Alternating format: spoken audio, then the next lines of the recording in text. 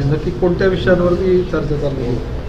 तर जामनेर तालुक्यात चिंचखेडा गावामध्ये एक अतिशय दुर्दैवी घटना, 6 वर्षाच्या एका आमच्या चिमुरट्या मुलीवर बलात्कारी झाला आणि नंतर तिला जीवे ठार मारण्यात आलं.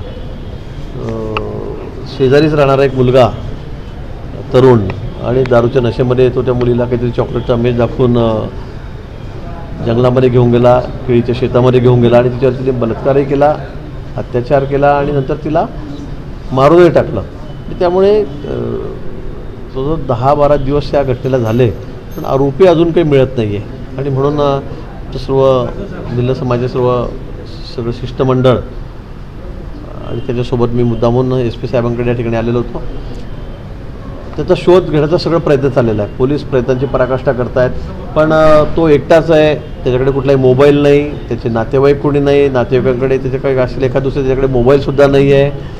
अतिशय काट्याकुट्याच्या झोपडीमध्ये तो त्या ठिकाणी राहतो आणि तो पळून गेलेला आहे. आणि म्हणून त्याला शोधण्याचा पूर्ण आटोकाट प्रयत्न पोलीस डिपार्टमेंट या ठिकाणी करतं आहे. तो त्याला आणून देईल किंवा जो त्याचा पत्ता सांगेल त्याला 1 लाख रुपयाचं बक्षीस पोलीस खात्याकडूनही सांगितलेलं आहे, जाहीर झालेलं आहे.